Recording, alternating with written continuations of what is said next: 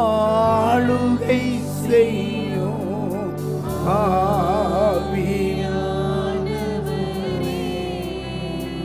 மகிமை மகிமையே என் மனம் பாடுவே, மக்கள் மத்தியில் என் மகிழ்ச்சி பொங்குதே. தோல்விங்க ஒரு செகண்ட்ல ஜெயமாக்கி தந்தார். எனக்காக அந்த வெண்கலம் கடினமானது. இயேசுவே ஆமா உங்களுக்காக எனக்காக அடிக்கப்பட்டு பூமியின் சமபூமியிலே கொல்கதா என்கிற அந்த கபால ஸ்தலத்திலே உனக்காக எனக்காக ஆண்டவர் உயர்த்தப்பட்டார்.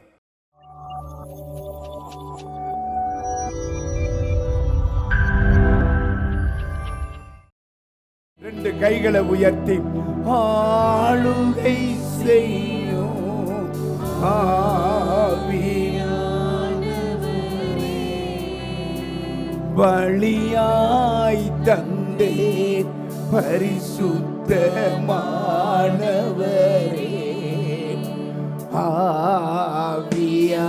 ஆவியானவரே, என் ஆற்றலானவரே,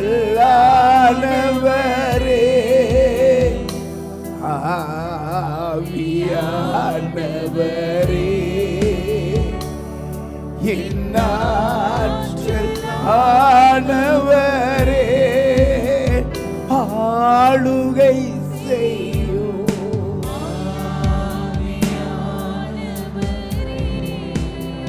பலியாய் தந்தே பரிசுத்தமானவரே. இன்னொரு முறை ஆளுகை செய்யும்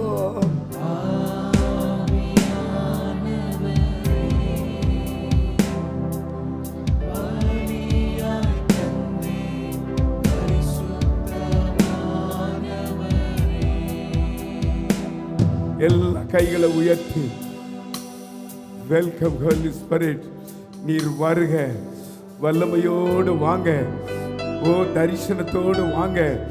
கர்த்தருடைய ஆண்டவரே ஆசீர்வாதங்களோடு ஆவியானவர் மத்தியில வருவீராக. ஓ ஹல்லேலூயா. ரெண்டு கைகளை உயர்த்தி நம்மளை பாதுகாத்த ஆவியானவர், நம்மளை தப்புவித்த ஆவியானவர், அவருக்காக வாழும்படி தெரிந்து கொண்ட ஆவியானவர், அவருடைய துதியை சொல்லி வரும்படி நம்மளை தெரிந்து கொண்ட ஆவியானவர். இந்த காலவேளையிலே நீயாக வரல, ஆவியானவர் உன்னை அழைத்து கொண்டு வந்திருக்கிறார்.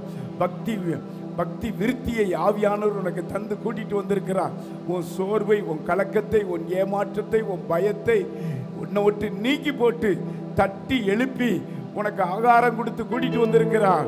உனக்கு தாகத்தை தீர்க்க கூட்டிட்டு வந்திருக்கிறார். ஆவியானவர் அல்லவா கூட்டிட்டு வந்திருக்கிறார். கைகளை உயர்த்தி ஆவியானவரே நீர் இன்னும் வருக வருக, வாங்க வாங்க வாங்க சொல்லுங்க.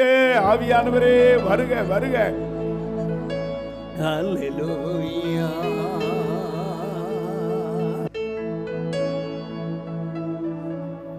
ஆவியானுடைய தொடுதல், ஆவியானுடைய பிரசன்னம், உன்னுடைய ஆளுகை உங்களை முழுவதும் நிரப்பிக் கொண்டிருக்கிறது. உன்னுடைய ஆவி, ஆத்துமா, சரீரம் முழுவதும் ஆவிக்குள்ள கட்டப்பட்டிருக்கிறது. பரிசுத்த ஆவியானவர் பொறுப்படுத்திக் கொண்டிருக்கிறார். இந்த இடங்கள் ஆவிக்குள்ளாக மாறி இருக்கிறது. இயேசு கிறிஸ்து தம்முடைய வஸ்திர தொங்கலால் ஆலயத்தை நிரப்பிக் கொண்டு இருக்கிறார். ஹல்லேலூயா.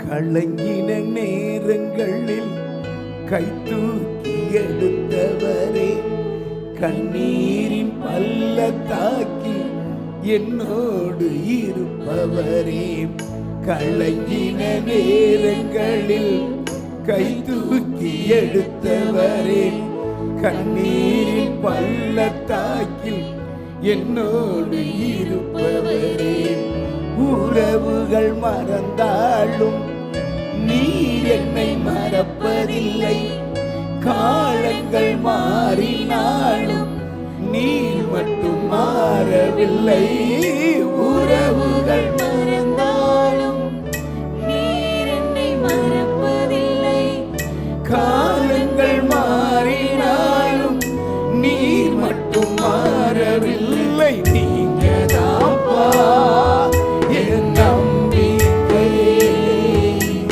உம்மை அன்றி வேறு துணை இல்லை, நீங்க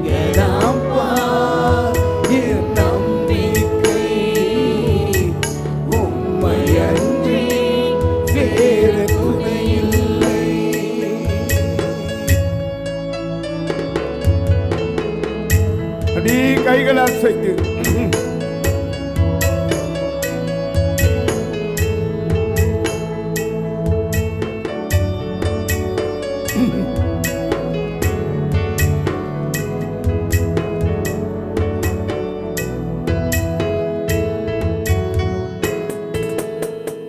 தேவைகள் ஆயிரம் என் முன் இருப்பினோம் சோர்ந்து போவதில்லை என்னோடு நீ இருக்க. தேவைகள் ஆயிரம் என் முன் இருப்பினோம் சோர்ந்து போவதில்லை என்னோடு நீ இருக்க. தேவையை காட்டிலும் பெரியவர் நினைப்பதை பார்க்கிலும் செய்பவர் நீரல்லோ.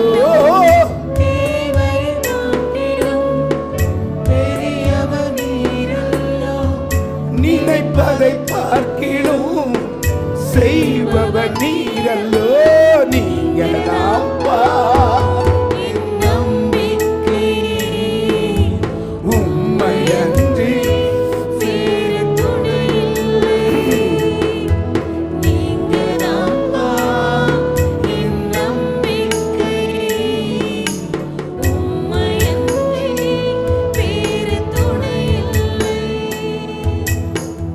கலங்கின நேரங்களில் கை தூக்கி எடுத்தவரே கண்ணீரின் பள்ளத்தாக்கில் என்னோடு இருப்பவரே. கலங்கின நேரங்களில் கை தூக்கி எடுத்தவரே கண்ணீரின் பள்ளத்தாக்கில் என்னோடு இருப்பவரே. நல்ல கைகளை அசைத்து பிரசனத்தை கொண்டு வாங்க. கலங்கிற நேரங்கள் அவரல்லவா நம்மை தேற்றினார், அவரல்லவா உம்மை உயிர்ப்பித்தார். ஒன்றுமில்லாத நேரங்களிலே இயேசுதானே நமக்கு கொடுத்து உதவினார்.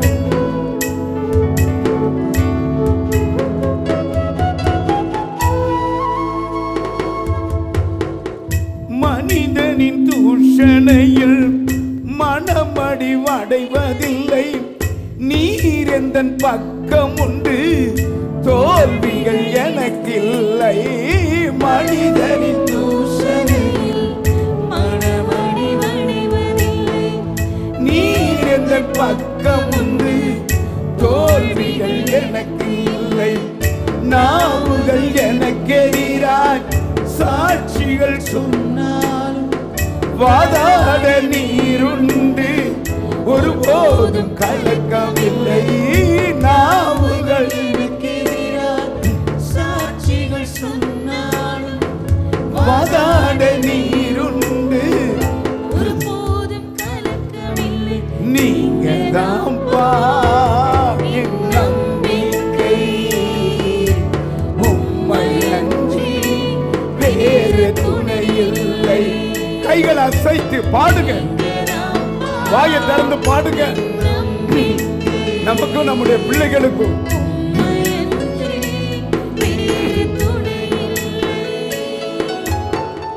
கலங்கின நேரங்களில் கை தூக்கி எடுத்தவரே கண்ணீரின் பள்ளத்தாக்கில் என்னோடு இருப்பவரே. கலங்கின நேரங்களில் கை தூக்கி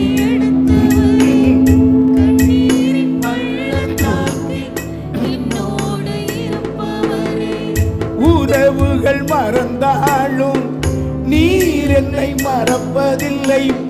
காலங்கள் மாறினாலும் நீர் மட்டும் மாறவில்லை. உறவுகள் மறந்தாலும் நீர் என்னை மறப்பதில்லை. காலங்கள் மாறினாலும் நீர் மட்டும் மாறவில்லை. நீங்க தான்ப்பா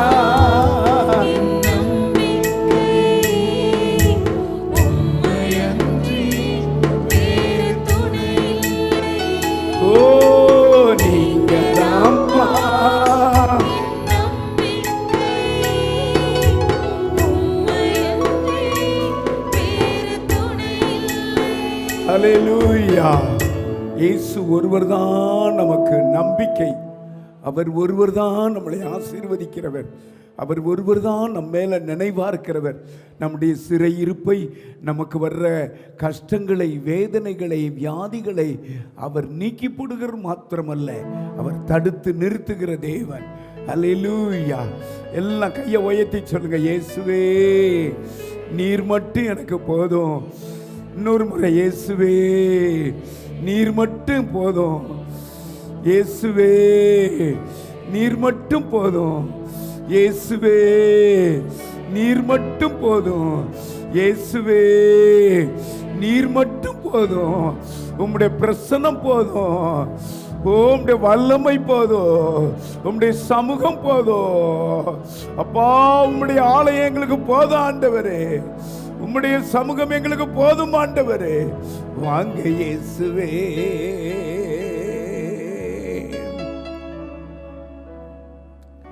நித்தியானந்தமுள்ள சர்க்கராதிபதியாகிய இயேசு ராஜாவே, வாழ்க வாழ்க. ராஜாதி ராஜாவாகிய இயேசு ராஜாவே, வாழ்க வாழ்க. 10,000களிலும் சிறந்த இயேசு ராஜாவே, வாழ்க வாழ்க. ஓ தண்ணீரை திராட்சரசமாக்கின இயேசு ராஜாவே, வாழ்க வாழ்க. ஓ மரணத்தை ஜீவனாக்குற இயேசு ராஜாவே, வாழ்க வாழ்க. 2 மீன் 5 அப்பங்களை ஆசீர்வதித்து பெருகச் செய்த இயேசுவே, வாழ்க வாழ்க. புருஷர்கள் 5000 பேர் சாப்பிட்டு 12 கூட நிறைய மீதி எடுக்க உதவி செய்த இயேசுவே, வாழ்க வாழ்க. 7 அப்பங்களும் சிறுமீனையும் ஆசீர்வதித்து 4000 பேர் சாப்பிட்டு 7 கூட நிறைய மீதி எடுக்க உதவி செய்த ராஜாவே, வாழ்க வாழ்க. இயேசு ராஜாவே, வாழ்க வாழ்க. இம்மானுவேல் என்ற ராஜாவே, வாழ்க வாழ்க. எபனேசர் என்ற ராஜாவே, வாழ்க வாழ்க. மகிமையின் ராஜாவே, வெற்றி சிறக்கிற ராஜாவே, எங்களுக்கு சுகம் தந்த இயேசுவே, எங்களுக்கு பலன் தந்த இயேசுவே, எங்களுக்கு ஜீவன் தந்த இயேசுவே, ஹல்லேலூயா. உங்க நாமம் அந்த கிணத்துக்கடவு முழுவதும் உயர்த்தப்படட்டும், பெருகட்டும். இயேசு என்கிற நாமத்தில் சுகமாகட்டும். வெள்ளியும் பொன்னும் என்னிடத்தில் இல்லை, என்னிடத்தில் உள்ளதை உனக்கு தார. நசரனாகிய இயேசுவின் நாமத்தில் எழுந்து நட. ஐனாயாவே எழுந்து நட. அல்லேலூயா. உடனே இயேசுவின் நாமம் அவ்வளவு வல்லமையுள்ள நாமம். அந்த நாமம் எங்க இருக்கு தெரியுமா? உங்களுக்குள்ள இருக்கு. சொல்லுங்க. நமக்குள்ள வெள்ளி இல்லை, பொண்ணு இல்லை, இவ்வளவு நகை போடல. நம்மகிட்ட நகைய உண்டாக்குன ஒருவர் இருக்கிறார். தங்கத்தை விட மேலானவர், வைரத்தை விட மேலானவர். அல்லேலூயா. பழைய பாடல், ஒரு பாடலை பாடுவோம், ஆராதிக்க கூடினோம், ஆர்ப்பரித்து பாடிடுவோம். அடிக்கடி நான் பாடுற பாடல். ஆமா, ஒரே ஒரு கோரஸ். 1 2 3 4. ஆராதிக்க கூடினோம், ஆர்ப்பரித்து பாடிடுவோம். வல்ல இயேசு நம் தேவன், என்றென்றும் அவன் நம் தேவன். வல்ல இயேசு நம் தேவன், என்றென்றும் அவன் நம் தேவன். ஆராதிக்க கூடினோம், ஆர்ப்பரித்து பாடிடுவோம். வல்ல இயேசு நம் தேவன், என்றென்றும் அவன் நம் தேவன். வல்ல இயேசு நம் தேவன், என்றென்றும் அவன் நம் தேவன். எல்லாரும் கைகளை தட்டி நல்ல சத்தமா பாடுங்க.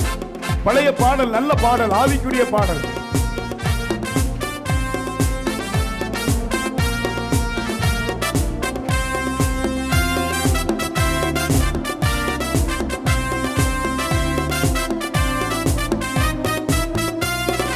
தெய்வ வாசஸ்தலம் என்றும் இன்பமானதே, மகிமை தேவன் கிறிஸ்து இயேசு பிரசன்னம் இங்கே.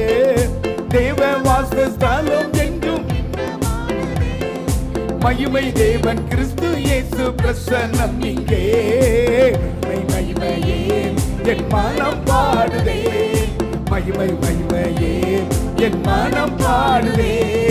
மக்கள் மத்தியில் என் மகிழ்ச்சி பொங்குதே. மக்கள் மத்தியில் என் மகிழ்ச்சி பொங்குதே. கைதட்டி ஆராதிக்க கூடினோம், ஆர்ப்பரித்து பாடிடுவோம். ஆராதிக்க கூடினோம், ஆர்ப்பரித்து பாடிடுவோம். வல்ல இயேசு நம் தேவன், என்றென்றும் அவர் நம் தேவன். வல்ல இயேசு நம் தேவன், என்றென்றும் அவர் நம் தேவன்.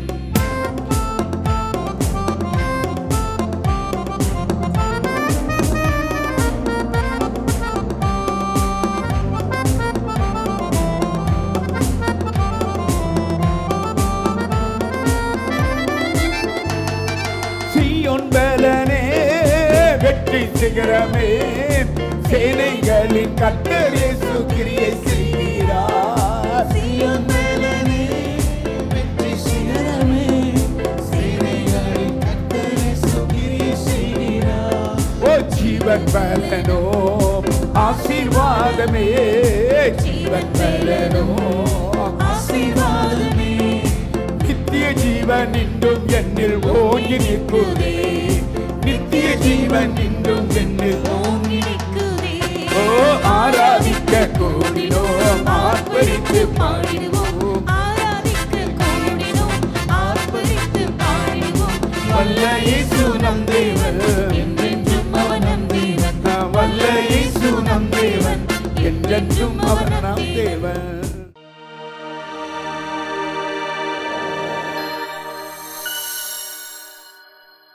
என்னாகமம் எழுதின புஸ்தகம் 21வது அதிகாரம் 6வது வசனத்திலிருந்து 9வது வசனம் வரைக்கும் நான் வாசிக்க கேட்போம். கொள்ளிவாய் சர்ப்பங்களை ஜனங்களுக்குள்ளே அனுப்பினார். அவைகள் ஜனங்களை கடித்ததினால் இஸ்ரவேலருக்குள்ளே அநேக ஜனங்கள் செத்தார்கள். இஸ்ரவேலுக்குள்ளே அநேக ஜனங்கள் செத்தார்கள். அதனால் ஜனங்கள் மோசேயினிடத்தில் போய் நாங்கள் கர்த்தருக்கும் உமக்கும் விரோதமாய் பேசினதினால் கர்த்தருக்கும் உமக்கும் விரோதமாய் பேசினதினால் பாவம் செய்தோம். சர்ப்பங்கள் எங்களை விட்டு நீங்கும்படி கர்த்தரை நோக்கி விண்ணப்பம் பண்ண வேண்டும் என்றார்கள். மோசே ஜனங்களுக்காக விண்ணப்பம் பண்ணினான். அப்பொழுது கர்த்தர் மோசேயை நோக்கி நீ ஒரு கொள்ளிவாய் சர்ப்பத்தின் உருவத்தை செய்து அதை ஒரு கம்பத்தின் மேல் தூக்கி வை. கடிக்கப்பட்டவன் எவனோ அவன் அதை நோக்கி பார்த்தால் பிழைப்பான் என்றார். 8வது வசனம் எல்லாரும் நீங்க வாசிங்க. 9வது வசனம் எல்லாரும் வாசிங்க. அப்படியே மோசே ஒரு வெண்கல சர்ப்பத்தை உண்டாக்கி அதை ஒரு கம்பத்தின் மேல் தூக்கி வைத்தான். சர்ப்பம் ஒருவனை கடித்த போது அவன் அந்த வெண்கல சர்ப்பத்தை நோக்கி பார்த்து பிழைப்பான்.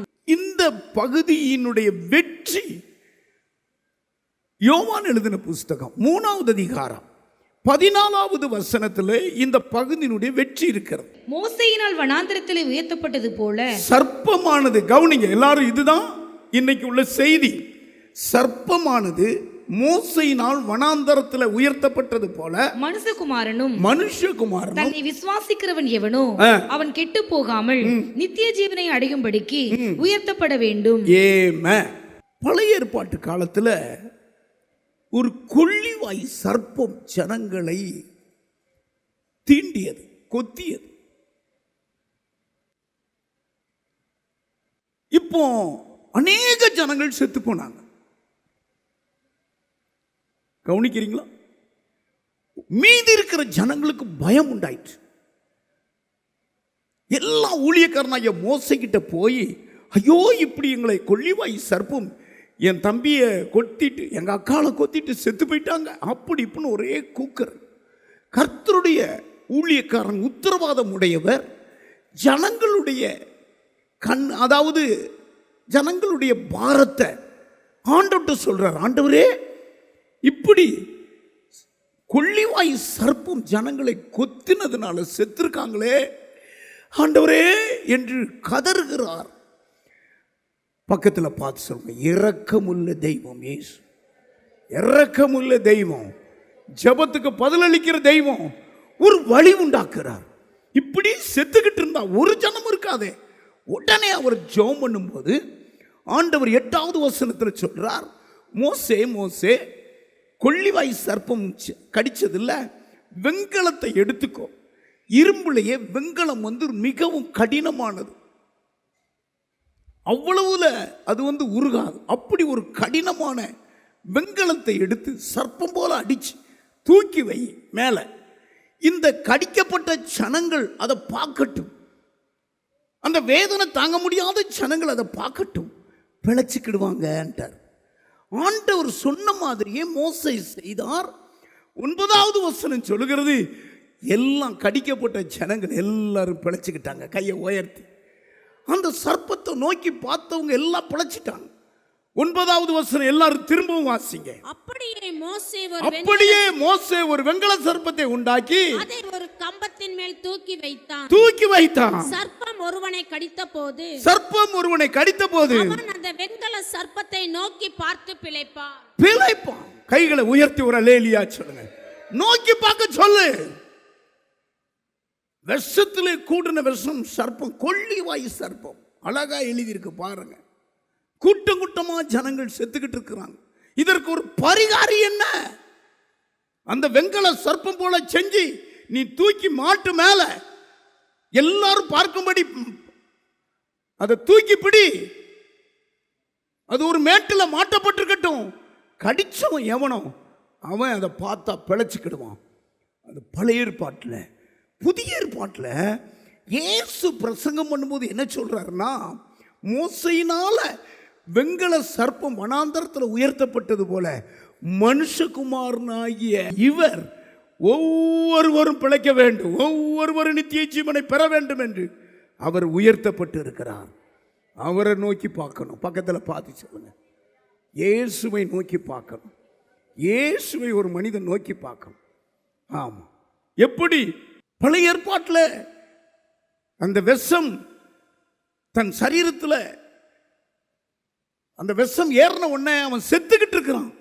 உடனே அந்த செத்தவன் டக்குன்னு அந்த ஆட்கள் முகத்தை அதுக்கு நேரம் காட்டணுமா, உடனே பிழைச்சிக்கிடுவானா கையை உயர்த்தி. இது போல இயேசு கிறிஸ்து உயர்த்தப்பட்டார். அருமையானவர்களே, உங்களுக்காக எனக்காக அந்த வெண்கலம் கடினமானது. இயேசுவே ஆமா உங்களுக்காக எனக்காக அடிக்கப்பட்டு பூமியின் சமபூமியிலே கொல்கதா என்கிற அந்த கபால ஸ்தலத்தில் உனக்காக எனக்காக ஆண்டவர் உயர்த்தப்பட்டார். யோவான் எழுதின புஸ்தகம் 19வது அதிகாரம் 17வது வசனத்தை நான் வாசிக்க கேட்போம். அவர் உம்முடைய சிலுவையை சுமந்து கொண்டு எபிரேய பாஷையிலே கொல்கதா என்று சொல்லப்படும் கபாலஸ்தலம் என்கிற இடத்திற்கு புறப்பட்டு போனார். கையை உயர்த்தி ஒரு அல்லேலூயா சொல்லுங்க. கபாலஸ்தலம் உயர்வான ஒரு இடம். கொல்கதா உனக்காக ஏற்றுக்கொண்ட இடம். உன்னுடைய பாவம், உன்னுடைய சாபம், உன்னுடைய வியாதி, உன்னுடைய அக்கிரமங்கள், உன்னுடைய மீறுதல் எல்லாவற்றையும் ஏற்றுக்கொண்ட இடம் அந்த கொல்கதா. அல்லேலூயா, அல்லேலூயா. 19வது அதிகாரம் 1 வசனம் 2வது வசனம் வாசித்தீங்கன்னா, அப்பொழுது பிலாத்து இயேசுவை பிடித்து வாரினால் அடிப்பித்தான். போர் சேவகர் முள்முடியினால் ஒரு முடியை பின்னி அவர் சிரசின் மேல் வைத்து இயேசு கிறிஸ்துவினுடைய சிரசின் மேல் வைத்து சிவப்பான ஒரு அங்கியை அவருக்கு உடுத்தி அவரைத்தான் நோக்கி பார்க்க வேண்டும். எப்படி சர்ப்பம் உயர்த்தப்பட்டு பிழைத்தது போல புதிய ஏற்பாட்டு காலத்தில் உனக்காக எனக்காக, ஆமா, பரலோகத்தை கொள்ளையாடின பொருளா எண்ணாதபடி இயேசு உனக்காக வந்தார். உனக்காக அடிக்கப்பட்டார், உனக்காக நொறுக்கப்பட்டார், உனக்கு சமாதானத்தை கொடுக்குங்கிற ஆக்கினை அவர் மேல வந்தது. மரத்தில் தூக்கப்பட்ட எவனும் சபிக்கப்பட்டவன் என்று எழுதியிருக்கிற பிரகாரம் இயேசு உனக்காக சாபமானார். இதை கேட்கிற அருமையான மகனே, இயேசுவை நோக்கி பார், நீ பிழைச்சுக்கிடுத. பக்கத்தில் பார்த்து சொல்லுங்க, உன் பிழைப்புக்கு, உன் ஜீவனுக்கு, உன் ஆரோக்கியத்துக்கு, ஆமா, உனக்கு சுகத்துக்கு நீ ஒருவரை நோக்கி பார்க்கணும். இயேசுவை நோக்கி பார்க்கணும். ஏசாயா தீர்க்கதரிசி சொல்லுகிறார், வெட்டி எடுக்கப்பட்ட குழியும் தோண்டி எடுக்கப்பட்ட குறித்து துறவியும் நோக்கி பாருங்கள். 51வது அதிகாரம் முதல் வசனத்தை. நீதியை பின்பற்றி கர்த்தரை தேடுகிற நீங்கள் எனக்கு செவி கொடுங்கள். நீங்கள் வெட்டி எடுக்கப்பட்ட கண்மலையையும், நம் ஒவ்வொருவரும் உன்னை நோக்கி பார்க்க வேண்டும். வெட்டி எடுக்கப்பட்ட கண்மலையையும், நீங்கள் தோண்டி எடுக்கப்பட்ட துறவின் குழியையும் நோக்கி பாருங்கள். நீங்கள் தோண்டி எடுக்கப்பட்ட, மனுஷரால வெட்டி எடுக்கப்பட்ட, தோண்டி எடுக்கப்பட்ட அவர்தான் இயேசு. அவருடைய சரீரம் எல்லாம் தோண்டி எடுக்கப்பட்டது. அவருடைய உச்சந்தலையிலிருந்து உள்ளாங்கால் வரைக்கும் இரத்தம் ஆறாய் ஓடியது. வெட்டி எடுக்கப்பட்ட துறவின் குழியும் தோண்டி எடுக்கப்பட்ட குழியும் நோக்கி பாருங்கள். வெட்டி எடுக்கப்பட்ட கண்மலை, இயேசுவுக்கு பேர் கண்மலை. அந்த கண்மலை கிறிஸ்துவேன்னு எழுதியிருக்கிறது. அவர்தான் உங்களுக்காக அடிக்கப்பட்டார், உங்களுக்காக நொறுக்கப்பட்டார். வேதம் சொல்லுகிறது 129ஆம் சங்கீதம் 3வது வசனம், படைச்சாலையை உழுதது போல அப்படியே முதுகை உழுதார்கள். அதை நோக்கி பாருங்கள். முட்கிடம் சூட்டப்பட்ட அந்த இயேசுவை நோக்கி பாருங்கள்.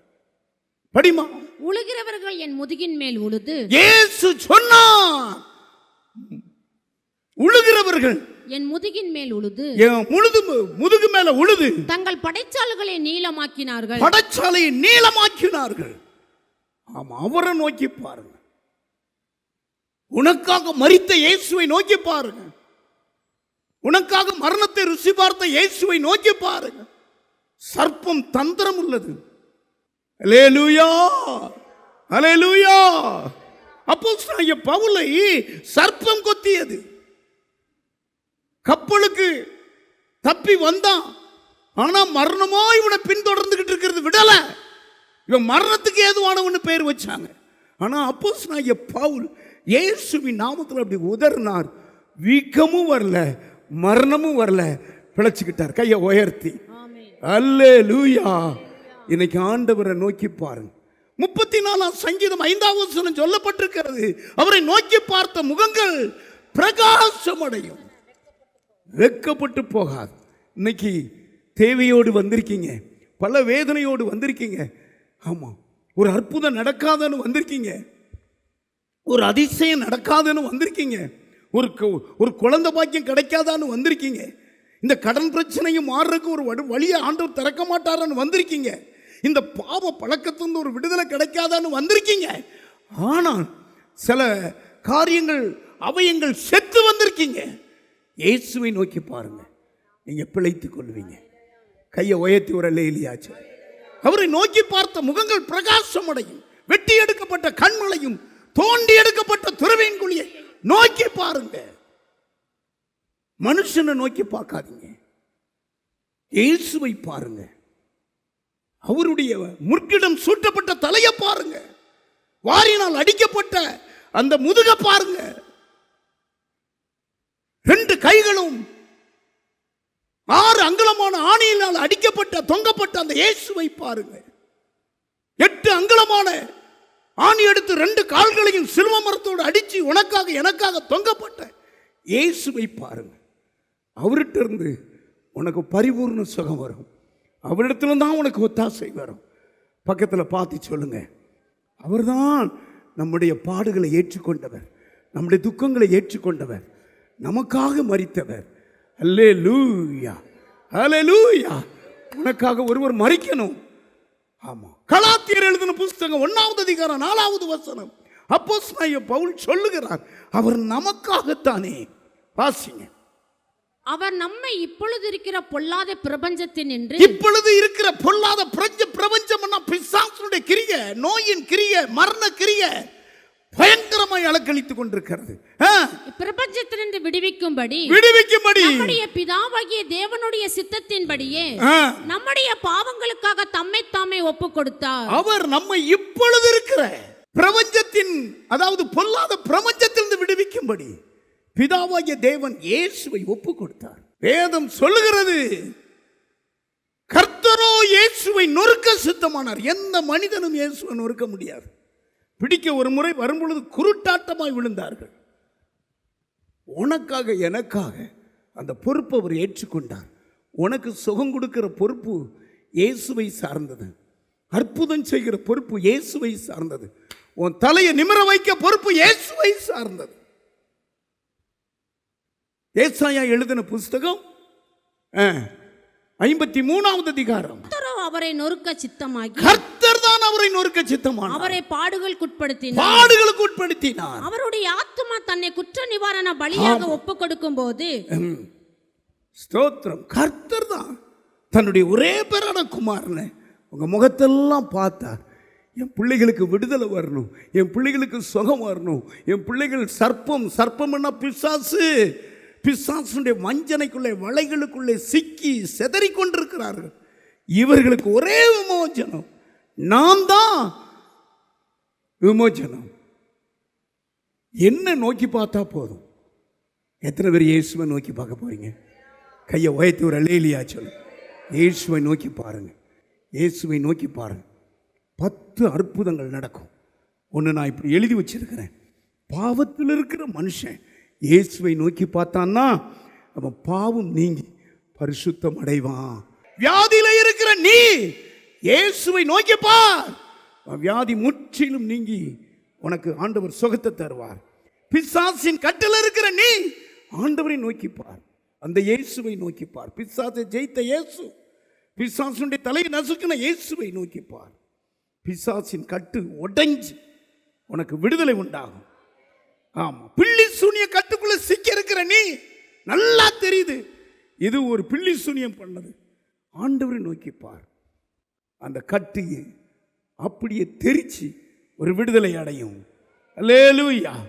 மீனின் வாயில வெள்ளிப்பணத்தை கொடுத்து போய் குடுன்னு சொன்னவர் அவர் தான். உங்களுக்கும் எனக்கும் நடுவில் உலாவிக்கிட்டு இருக்கிறார். அவன் வாழ்க்கையில் அதை பார்த்ததே இல்லை. மீன் வாயில் என்னைக்காவது வெள்ளிப்பணம் இருக்குமா? நம்ம யாருக்கும் இடரெல்லாம் இருக்கக்கூடாது. போய் தூண்டில் போடு, வலை வீசிக்கிட்டு இருந்த நீ, ஆமாம், இப்படி ஒரு புதிய வழியை திறப்பார். புதிய வழிகள் வாசல் ஆண்டவர் திறப்பார். அவரை நோக்கி பாருங்க. கர்த்தருடைய பிள்ளைகள் வெட்கப்பட்டு போவதில்லை. ஆமீன் சொல்லுங்க. குழந்தை பாக்கியத்துக்காக இயேசுகிட்ட வாங்க, அப்பா சமூகத்தில் கதறுங்க. நிச்சயமாய் கர்த்தர் கனியை தருவார். அவர்தான் அதற்கு பொறுப்புதாரி. இந்த சரீரத்துக்கு உரிய உரிமைக்காரர்னு நான் பைபிளில் எழுதி வச்சிருக்கிறேன். கையை உயர்த்து. யாருமா அவரு? உரிமைக்காரர். இயேசுக்கு இன்னொரு பேர் என்ன பேரு? உரிமைக்காரர். ஆமா, எத்தனை பேர் அந்த ட்ரீட்மெண்ட் இந்த ட்ரீட்மெண்ட் எடுத்து முந்தா நேற்று நாங்கள் ஜெபம் பண்ணிட்டு ஒரு தம்பதிகள் வந்தாங்க. 5 லட்சம் ரூபாய் நாங்கள் குழந்தை பாக்கியத்துக்காக ட்ரீட்மெண்ட் எடுத்து வேஸ்ட் ஆச்சு. கடலில் சிக்கி இருக்கிறேன். அழுதழுது ஜெபம் பண்ணி நான் உங்களை அனுப்புனேன். ஆமாம், ஆண்டவரை பிடிங்க, உங்கள் துக்க முகம் மாறும். கையை உயர்த்தி ஒரு ஆமேன்னு சொல்லுங்க. அன்னாளின் துக்க முகத்தை அப்பொழுதே மாற்றினார். ஏன் மாற்ற மாட்டார்? அவரை நோக்கி பாருங்க, உங்கள் முகம் பிரகாசமா. எந்தெந்த விதத்தில் நோக்கி பார்க்கீங்களோ பிரகாசம் அடையும். குடும்ப பிரிவினையா ஆண்டவர் நோக்கி பாருங்க. பிரிஞ்ச பிள்ளைகள் தானாய் வந்து இணைவாங்க. பிரிஞ்ச கணவனார் ஓடிப்போனவர் திரும்ப மனைவி பிள்ளைகளை தேடி வருவார். ஆண்டவர் தான் அதற்கு அதிகாரி. அவரை பிடிங்க. ஆமாம், அவர் சமூகத்தில் செலவிடுங்க. எந்த மனுஷனையும் நீங்கள் நம்பாதீங்க. வேலை இல்லையா? சரியாய் ஆண்டவரை பிடிங்க, கேளுங்க. ஆண்டவர் நல்ல வேலை வாய்ப்புகளை தருவார். அந்த விஷயத்தில் நீங்கள் நினைக்கிறதற்கும் வேண்டிக் கொள்ளுகிறதற்கும் புதிய வாசலை திறப்பார். அல்லேலூயா. குடிப்பழக்கத்துக்கு அடிமையாக இருக்கிறாங்களா? ஆண்டவர் நோக்கி பார்க்க சொல்லுங்க. கணவனாரை கூட்டிட்டு வாங்க, இதில் எனக்கு ஒரு விடுதலை தாங்கன்னு சொல்லுங்க. அந்த கிளாஸ் நடக்கிறாங்க, அங்கே ஆலோசனை, அதெல்லாம் விடுதலை இல்லை. இயேசுவை எந்த மனிதன் நோக்கி பார்த்து அப்படியே மகிமை உள்ள வந்துட்டா விடுதலை ஆயிரும். சாபக்கட்டுக்குள்ள இருக்கீங்களா? இயேசுவை நோக்கி பாருங்க. அவர்தான் நமக்காக அந்த சாபக்கட்டை முறித்தவர். அல்லேலூயா. ஆமாம், சாபங்களை ஆசீர்வாதமாக்கி போட்ட இயேசு அவர்தான். ஒரு வசனத்தை வாசிங்க. உபாகமம் எழுதின புஸ்தகம். உன் தேவனாகிய கர்த்தர் பிலேயாமுக்கு செவி கொடுக்க சித்தம் இல்லாமல் உன் தேவனாகிய கர்த்தர் உன்மேல் அன்பு கூர்ந்தபடியினால் உன் தேவனாகிய கர்த்தர் அந்த சாபத்தை உனக்கு ஆசீர்வாதம். எல்லாம் தலைக்கு மேல கை தட்டுங்க. தலைக்கு மேல நீ அவரை பாருங்க. அவர் கிரீடத்தை பாரு, முற்கிடம் சுட்டப்பட்ட கிரீடத்தை பாரு, ஆணிகளால் அடிக்கப்பட்ட அந்த கைகளை பார், வாரினால் அடிக்கப்பட்ட முதுகை பார். உனக்கு பரிகாரி இயேசுதான். ஆமா, என்ன அற்புதமா இயேசு பிரசங்கம் பண்ணுகிறார். ஒரு நாள் மோசே கொள்ளிவாய் சர்ப்பத்தினால இஸ்ரவேல் ஜனங்கள் செத்துக்கிட்டு இருந்தாங்க. ஒரு வழியை நான் காட்டுனப்பா, அந்த சர்ப்பம் கொள்ளிவாய் போல ஒரு சர்ப்பத்தை வெங்கலத்தில் அடிச்சு மாட்டு, அப்பமே அவன் பிழைச்சிக்கிடுவான். கூட்டம் கூட்டமாய் உங்க காலத்தில் என்னைக்காவது நீங்க கேள்விப்பட்டிருக்கீங்களா? பிளேன் ஆக்சிடென்ட், அத்தனை பேரும் எரிஞ்சு போனா ஒருவன் மட்டும் பிழைச்சுக்கிட்டான். கேட்டாலே உள்ளம் அப்படி தீயா தாங்கு. ஞானிகள், அறிவாளிகள், விஞ்ஞானிகள், செல்வந்தர்கள், கோடீஸ்வரர்கள் ஒன்னில்லாம போயிட்டாங்க. பிசாசனுடைய கொஞ்ச காலம் இருக்குன்னு சொல்லி அநேகரை இழுத்துக்கிட்டு இருக்கிறான் அவன் பக்கமா. மரணம் கூட்டம் கூட்டம். அதுக்கு அடுத்து ஹெலிகாப்டர்ல அந்த ஸ்பாட்ல 11 பேர் செத்துட்டான். அடுத்த நாள் பேப்பரை பார்க்குறேன். ஒவ்வொரு நாளும் கொடூரம், ஒவ்வொரு நாள் வேதனை. நோக்கி பாருங்க, நீ பிசாசு ஆண்டவரை பார்க்கறதுக்கு கண்ணை அடைச்சிட்டான். அவர் தான் வழி திறக்கிற தெய்வம். கண்ணை அடைச்சிட்டான், மனக்கண்களை குருடாக்கி இருக்கிறான். இன்னைக்கு ஆண்டவர் உங்களுக்கு ஒரு எச்சரிப்பை சொல்லுகிறார். அவரை நோக்கி பாருங்க, உங்க முகம் பிரகாசமா, நீங்கள் வெற்றியை காண்பீர்கள். மோசே ஜெபிக்கிறார், ஆண்டவரே என் ஜனங்கள் செத்துக்கிட்டு இருக்கிறாங்களே. ஆண்டவர் சொன்னார், ஆமா, அதை நோக்கி பார்க்க சொல்லு, செத்தவன் பிழைத்துக் கொள்வான். இன்னைக்கு ஒரு வழியை ஆவியானவர் நம்மோடு பேசுகிறார். இயேசுவை நோக்கி பாருங்க. 3 பேர் நோக்கி பார்த்து அவங்க வாழ்க்கையில அற்புதத்தை பெற்றுக்கொண்டார்கள். அதை நான் சுருக்கமாக சொல்லிட்டு முடிக்க போறேன். முதலாவது, ராஜாவின் வீட்டிலிருந்து ஒருவன் இயேசுவை சந்திக்கிறான். இயேசுவே, ராஜாவின் அந்த குமாரன், அந்த ராஜா வீட்டில் இருக்கிற ஒரு மகன் மரித்து போனான். இயேசுவை பார்த்து சொல்றான், நீர் போதகரே, நீர் என் மகன் மரிக்கிறதுக்குள்ள நீர் வர வேண்டும். ஆமா, ஆண்டவராகி இயேசுவை அந்த துக்க முகத்தோடு அவன் பார்க்கறான். பிள்ளை மரிச்சுக்கிட்டு இருக்குது, மரிக்கிறத பார்க்க மாட்டான். உயிர் கொடுக்கிற இயேசு கிட்ட ஓடி வாரான். யோவான் எழுதின புஸ்தகம் 4வது அதிகாரம் 49வது வசனத்தை நான் வாசிக்க கேட்போம். அதற்கு ராஜாவின் மனுஷன், ஆண்டவரே, என் பிள்ளை சாகிறதுக்கு முன்னே வர வேண்டும் என்றார். இயேசுவை நோக்கி பார்க்கிறான். மரண ஒரு துக்கத்தோடு வாரான். என் பிள்ளை கட்டில் போட்டிருக்கிறேன், இப்பமோ அப்பமோன்னு அவனுக்கு இழுத்துக்கிட்டு இருக்கிறது. மூச்சு திணறல ரொம்ப கஷ்டப்படுறான். ஐயா, அவனுக்கு எந்த வியாதி வந்ததுன்னு தெரியல. ஆனால் திடீர்னு ஒரு மரணம் அவனை சூழ்ந்து கொள்ளுகிறது. ஆண்டவரை நோக்கி பார்க்கிறான். நீங்க பார்க்குறீங்களா? டாக்டர் லிஸ்ட்டை தான் பார்ப்பீங்க, யார் எந்த ஆஸ்பத்திரி தான் கேட்பீங்க. இல்லை, அதெல்லாம் விடுங்க, ஆண்டவரை நோக்கி பாருங்க. ஆண்டவர் ஒன்னே சொல்லார், நீ போ, உன் பிள்ளை பிழைச்சிருக்கு. அந்த வாயில வந்த வார்த்தையை நம்பி போனா பிள்ளை பிழைச்சிக்கிட்டு, ஊழியக்காரன் வந்து சொல்றான், உங்க குமாரன் பிழைத்து கொண்டான். எந்த மணி நேரம் இயேசு உன் பிள்ளை பிழைச்சுக்கிட்டுன்னு சொல்லுவாரே, அந்த மணி நேரம் படிமா. இயேசு அவனை நோக்கி நீ போகலாம், உன் குமாரன் பிழைத்திருக்கிறான் என்றார். உன் குமாரன் பிழைத்திருக்கிறான் என்றார். அந்த மனுஷன் இயேசு சொன்ன வார்த்தையை நம்பி போனான். இயேசு சொன்ன வார்த்தையை கீழே விடாதீங்க, கவனிங்க. அப்படியே நெஞ்சில வாங்கி வச்சுக்கோங்க. இரத்தத்தோடு இரத்தமாய் கலரட்டும், அப்படியே கலந்து கொள்ளட்டும். அங்கிருந்து ஒரு ஊழியக்காரன் ஓடி வந்து சொல்றான், உங்க எஜமானனே, ராஜாவே, உங்க மகன் பிழைச்சிட்டான். எப்போ? 7ஆம் மணி நேரம்.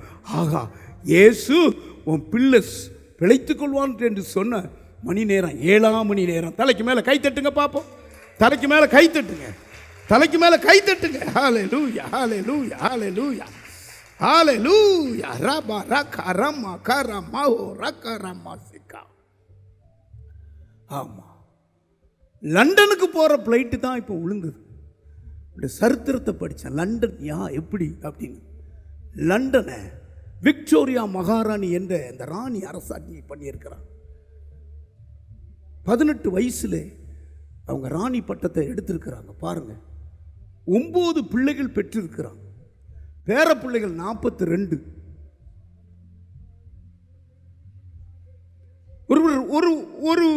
ஒரு நாட்டு ராஜா கேட்கிறார், இந்த இங்கிலாந்து தேசத்தினுடைய ராணியா இருக்கீங்களே, இவ்வளவு இளமையா இருக்கீங்களே.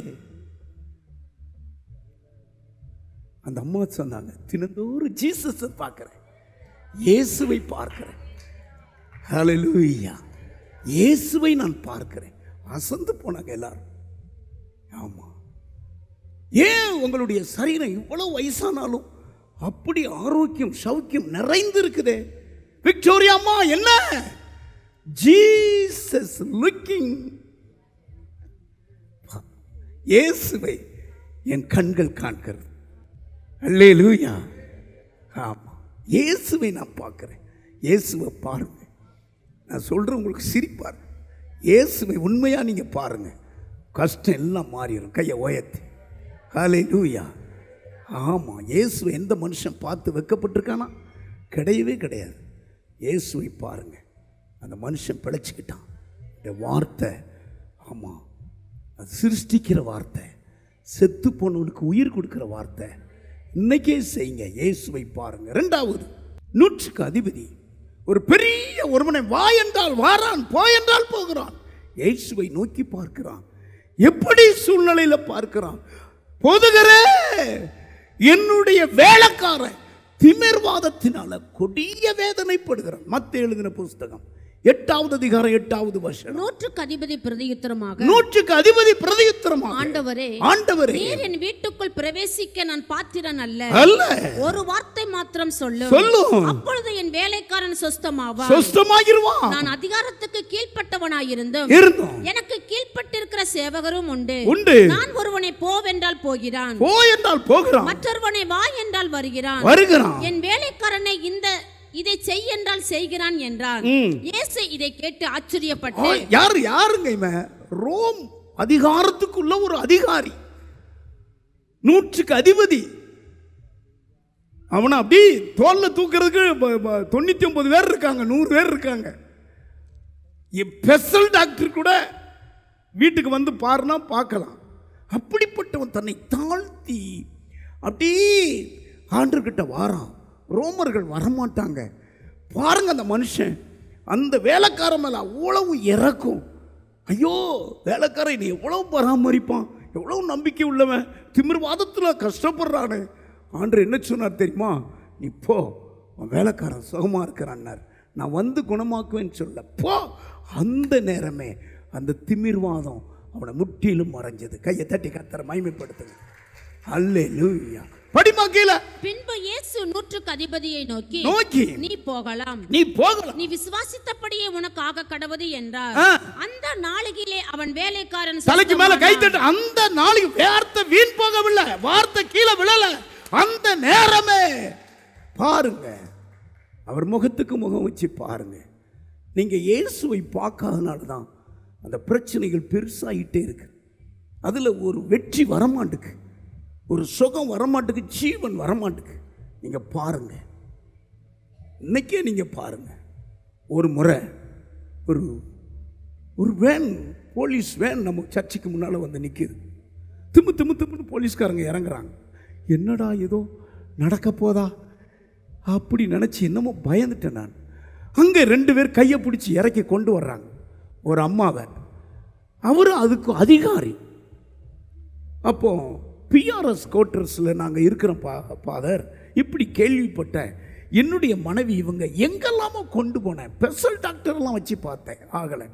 ஆனால் ஒரே ஒரு அம்மா இந்த ஆஸ்பத்திரியில் வேலை பார்க்குற ஒரு நர்ஸு சொன்னாங்க, இந்த கிணத்துக்கடவுல கட்டு உடைக்கிற ஜபத்துக்கு போங்கன்னாங்க. நல்லா அவங்க பாருங்கள், வேணாங்க நின்றது நல்லா ஆவியில் நிறைஞ்சு இப்படி தான் முடிவு நேரத்தில் இப்படி வரிசையில் வந்து அந்த நேரமே நரம்பு தளர்ச்சி அவங்கள விட்டு மாறிடுச்சு. அல்லேலூயா. அந்த நேரமே, ஆமாம், அந்த நேரமே மாறிடுச்சு. அங்கே இயேசு இருக்கிறார், ஜெயராஜி பாஸ்டர் இல்லை, யார் இருக்கா? அதான் முக்கியம், அதான் முக்கியம். விடுதலையாச்சுங்க. ஆமாம், எங்கெல்லாமோ பார்த்து நல்லாகலை, ஆனால் இயேசுவை நம்பி நாங்கள் வந்திருக்கிறோம். ஆமாம், எனக்கு இன்னைக்கு சார்ஜ், இப்படி நான் ஒரு இடத்துக்கு அர்ஜென்ட்டாக பேரூர் பக்கம் போகணும். இந்த நேரத்தில் நடக்கிறதுக்காக நான் ஓடி வந்திருக்கிறேன். சீக்கிரமாக எனக்கு முடிச்சு கொடுங்க, நாங்கள் போகணும். பெரிய ஆச்சரியம் எனக்கு. அப்பா, இப்படி ஒரு அதிகாரி தன் மனைவிக்கு அப்படி தொப்பியை கலட்டி யூனிஃபார்ம் ட்ரெஸ்ஸோடு வந்து நிற்கிறாருன்னா என்ன ஆண்டவர் உங்களை நம்பி இருக்கிறாரு. நீங்கள் மனம் இறங்குங்க, மனம் இறங்குங்க, இறங்காமல் இருக்கக்கூடாது. 100க்கு அதிபதி வேலைக்காரனுக்காக வந்தது போல இறங்குங்க. நான் ஜெபம் பண்ணேன், அப்படியே கர்த்தர் அற்புதம் செஞ்சார். ஹல்லேலூயா. ஆமாம், என்னுடைய கணவனார் அந்த துறையிலிருந்து ரிட்டையர்ட் ஆகி எங்களுடைய தலைமைச் சர்ச்சையில் முக்கியமான ஆட்களாக இருக்கிறார். அந்த சகோதரி பேர் சுலோச்சனா. என்னை பார்க்கும்போதெல்லாம் ஓடோடி வருவாங்க, பாஸ்டர் ஒரே ஜெபம் தான் பாஸ்டர். அந்த கட்டு என்னை விட்டு உடைஞ்சது எப்படி நீங்கள் உணர்ந்தீங்கன்னு கேட்டேன். ஒரு வல்லமை எனக்குள்ளே பாஞ்சு, இது வரைக்கும் நான் கண்டுடாத ஒரு வல்லமை. அந்த வல்லமை இப்பொழுதும் பாய போகிறது. அவரை நோக்கி பாருங்கள், அவரை நோக்கி நீங்கள் கொண்டு வாங்க. இயேசுவை நோக்கி பார்த்த முகம் பிரகாசம் அடையும். வெக்கப்பட்டு போனதே இல்லை. 3வது ஒரு மனிதன், அவனை சொல்லிட்டு நான் முடிக்க போகிறேன். லூக்கா எழுதின புஸ்தகம் 5வது அதிகாரம் 5வது வசனம். தொழிலில் ரொம்ப திறமை உள்ளவன் பாருங்க, கவனிங்க. பிந்தி போய் முந்தி மீன் பிடிச்சிட்டு வருகிற படிப்பு அறிவில்லாத ஒரு மனுஷன் பேதுரு. அவன் மீன் பிடிக்கிறதுல ரொம்ப கெட்டிக்காரன். எந்த காற்று அடித்தா எந்த மீன் விழும் அவனுக்கு தெரியும். ஏன்னா அது அவனுக்கு கொலை தொழில், அதில் அவன் திறமையானவன். ஆனால் இயேசு அவனை சந்திக்கும் போது கடலில் விழுந்து தற்கொலை பண்ணுற நேரத்தில் அவனை சந்திக்கிறார். ஆமாம், கவனிங்க. வலையை அலசிக்கிட்டு இருக்கிறான், ஒரு மீனும் படலை. அவனை பார்க்குறார். அப்போது அந்த பேதுரு ஆண்டவரை பார்த்து சொல்கிறான், நான் ராமுழுதும் பிரயாசப்பட்டுட்டேன். சொல்லுங்கள், ஒன்றும் அகப்படலை. எனக்கு எவ்வளவோ திறமை இருக்குது. இப்போ ஆண்டவர் சொல்கிறார், ஆழத்தில் தள்ளி கொண்டு போய் வலையை போடுங்கிறாரு. உங்கள் வார்த்தையின்படி போடுறேன். போட்டா யமுனா அந்த பகுதி சொல்லுது, வலை கிழிந்து போகத்தக்க 2 படகு அமிழ்ந்து போக. மீனை கொட்டுன்னு கொட்டிட்டார். கையை தட்டுங்க. ஓ, என் வார்த்தைப்படி அங்கங்க இருக்கிற மீனெல்லாம் அங்கே அவன் வலைக்கு போன்ட்டார். தோல்விங்க ஒரு செகண்டில் ஜெயமாக்கி தந்தார். தோல்வி, அந்த தொழிலில் நான் அவ்வளவு பணம் போட்டேன், அது தோல்வி ஆயிருச்சு நினைக்கிறீங்களா? வாழ்க்கையிலே நஷ்டப்பட்டு வந்திருக்கீங்களா? தற்கொலை தான் முடிவுன்னு வந்திருக்கீங்களா? சரித்திரம், பேதுருடைய சரித்திரத்தை நான் படித்தேன். இயேசு மட்டும் ஒரு நிமிடம் தாமதமாக இருந்தால் அதுலேயே அவன் விழுந்து செத்துருக்கணும். அவனை வாழ வைத்தவர் இயேசு. டிவி நிகழ்ச்சிகள் நமது சபையின் மூலம் பொள்ளாச்சி முழுவதும் 24 மணி நேரமும் ஜேகிங் டிவி ஒளிபரப்பப்படுகிறது. VK செட்டப் பாக்ஸில் 112வது சேனலிலும், TCCL செட்டப் பாக்ஸில் 152வது சேனலிலும், SCV செட்டப் பாக்ஸில் 217வது சேனலிலும், டாக்ஸ் செட்டப் பாக்ஸில் 62வது சேனலிலும் நமது சபையின் பாடல்கள், ஆராதனைகள், செய்திகள் ஒளிபரப்பப்படுகிறது.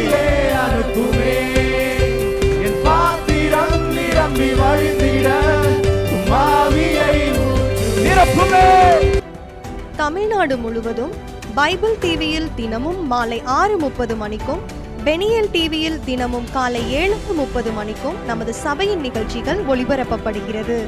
இந்த டிவி ஊழியங்களின் மூலம் ஆயிரக்கணக்கான ஜனங்கள் ஆசிர்வதிக்கப்பட ஜெபித்துக் கொள்ளுங்கள். அன்பார்ந்தவர்களே, ஒவ்வொரு ஞாயிற்றுக்கிழமையும் ஏராளமான ஜனங்கள் நமது ஆலயத்திற்கு வந்து விடுதலை, சுகம், ஆசிர்வாதம் மற்றும் சமாதானம் பெற்று செல்கின்றனர். நமது சபையின் ஆராதனை நேரங்கள்: ஒவ்வொரு ஞாயிற்றுக்கிழமை தோறும் 1ஆம் ஆராதனை அதிகாலை 5 மணிக்கும், 2ஆம் ஆராதனை காலை 7 மணிக்கும், 3ஆம் ஆராதனை காலை 9 மணிக்கும், 4ஆம் ஆராதனை மாலை 6:30 மணிக்கும் நடைபெறும். முதல் 3 ஆராதனைகளையும் நீங்கள் நேரடியாக சபையின் யூடியூப் வலைதளத்தில் உள்ள IPHH கிணத்துக்கடவு சேனலில் உலகத்தின் அனைத்து பகுதிகளிலும் இருந்து பார்த்து பயனடையலாம். சிறுவர்களுக்கான ஓய்வு நாள் பள்ளி 1ஆம் ஆராதனையில் காலை 6 மணிக்கும், 2ஆம் ஆராதனையில் காலை 8 மணிக்கும், 3ஆம் ஆராதனையில் காலை 10 மணிக்கும் நடைபெறும். வாலிபர் கூடுகை ஒவ்வொரு மாதமும் முதல் ஞாயிற்றுக்கிழமை அன்று காலை 9 மணிக்கு வாலிபர்களுக்கான விசேஷித்த கூடுகை நடைபெறும். எண்ணெய் பூசி சுகமளிக்கும் வாக்குத்தத்த ஆராதனை ஒவ்வொரு மாதத்தின் 1ஆம் தேதி அதிகாலை 5 மணிக்கும் காலை 10 மணிக்கும் நடைபெறும். கட்டுகளை அவிழ்க்கும் உபவாச ஜெபம் ஒவ்வொரு மாதமும் 3ஆம் வெள்ளிக்கிழமை காலை 10 மணிக்கு நடைபெறும். இதில் ஒவ்வொருவருக்காக தனிப்பட்ட முறையில் பிரார்த்தனை ஏறெடுக்கப்படும்.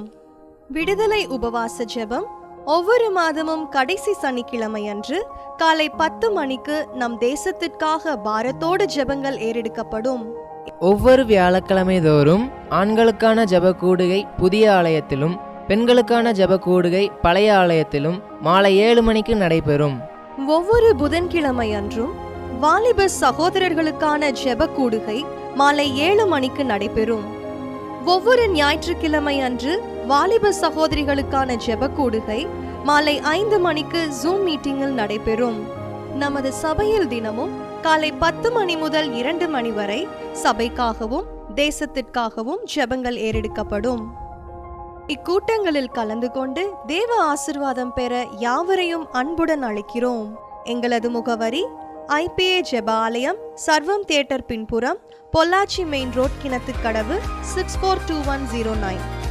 ஜெப உதவிக்கு 9443435618 9488873284.